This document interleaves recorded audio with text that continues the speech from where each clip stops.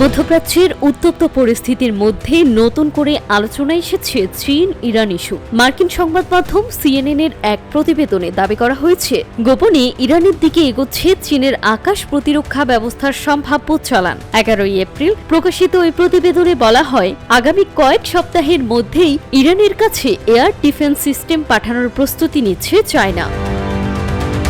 গোয়েন্দা মূল্যায়নের সঙ্গে সংশ্লিষ্ট সূত্রগুলো জানিয়েছে, বেজিং কাঁধে বহনযোগ্য আকাশ প্রতিরক্ষা ব্যবস্থা সরবরাহের পরিকল্পনা করছে। পাশাপাশি এসব অস্ত্র তৃতীয় কোনো দেশের মাধ্যমে পাঠিয়ে উৎস আড়াল করার চেষ্টাও হতে পারে বলে দাবি করা হয়েছে। বিশ্লেষকদের মতে, এই তথ্য সত্য হলেও তা মধ্যপ্রাচ্যের চলমান নিরাপত্তা পরিস্থিতিকে আরও জটিল করে তুলতে পারে। বিশেষ করে আকাশ প্রতিরক্ষা সক্ষমতা বাড়ালে আঞ্চলিক শক্তির ভারসাম্যে বড় ধরনের পরিবর্তন আসতে পারে।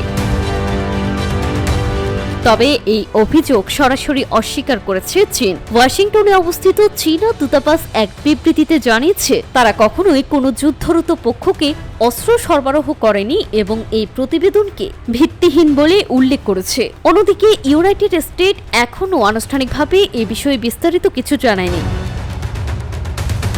সব মিলিয়ে অভিযোগ ও পাল্টা অস্বীকারের এই পরিস্থিতি আন্তর্জাতিক অঙ্গনে নতুন করে প্রশ্ন তুলেছে। আসলে কি পর্দার আড়ালে বড় কোনো কৌশলগত পরিবর্তন ঘটছে, নাকি এটি তথ্যযুদ্ধের আরেকটি অধ্যায়?